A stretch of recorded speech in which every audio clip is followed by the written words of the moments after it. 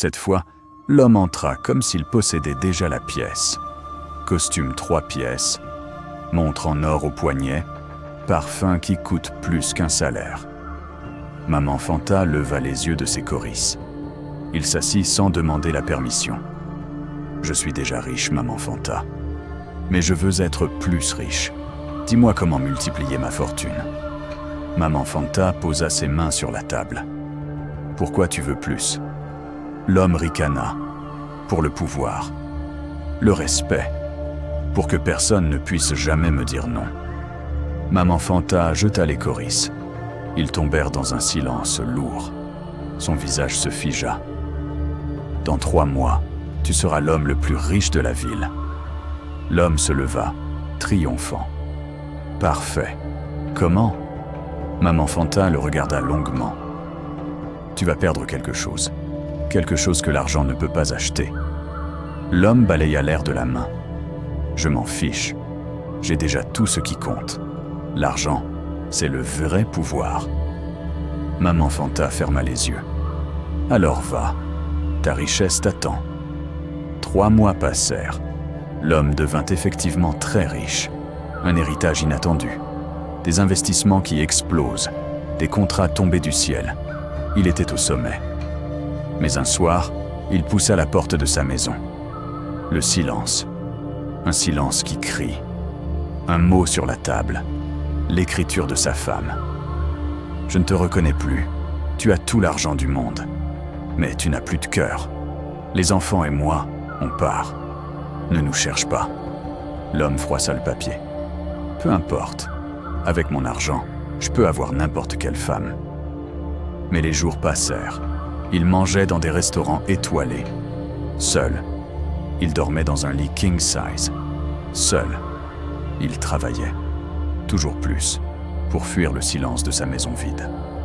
Un matin, il se regarda dans le miroir. Il vit un vieil homme. Fatigué. Les yeux éteints. Riche. Mais mort à l'intérieur. Il retourna voir Maman Fanta. Cette fois, sans arrogance. Tu m'as maudit. J'ai tout perdu. Maman Fanta ne bougea pas. Tu n'as rien perdu. Tu as choisi. Les choristes t'ont donné ce que tu voulais, la richesse, mais ils t'ont pris ce que tu avais déjà, l'amour. L'homme tomba à genoux. Comment je récupère ma famille? Maman Fanta secoua la tête doucement. L'argent peut acheter beaucoup de choses, mais il ne peut pas racheter le temps perdu. Les anniversaires manqués, les câlins refusés, les « je t'aime » jamais dits.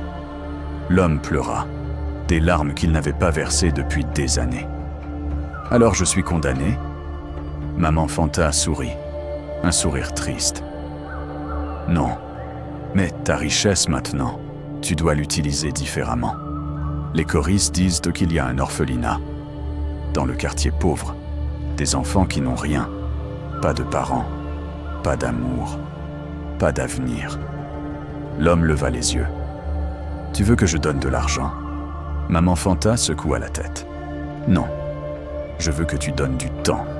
Va les voir, chaque semaine. Joue avec eux. Écoute-les, aime-les. C'est comme ça que tu guériras. L'homme ne comprenait pas, mais il y alla. Au début, par obligation. Mais un jour, un petit garçon lui prit la main. « Tonton, tu reviens demain ?» L'homme sentit quelque chose se briser dans sa poitrine. Ce petit garçon, il avait l'âge de son fils. Il revint. Encore et encore. Il construisit une nouvelle école avec son argent. Mais surtout, il donna son temps. 2 ans plus tard, il retourna voir Maman Fanta, avec le petit garçon, qu'il avait adopté. Maman Fanta, tu avais raison. J'ai perdu ma première famille, mais j'ai trouvé une nouvelle famille. Ces enfants, ils m'ont sauvé. Maman Fanta sourit. Tu vois, les choristes ne mentent jamais. Ils t'ont rendu riche, vraiment riche. Pas en argent, en amour. L'homme comprit. Et on dit que ce jour-là, il pleura. Mais cette fois, c'était des larmes de reconnaissance.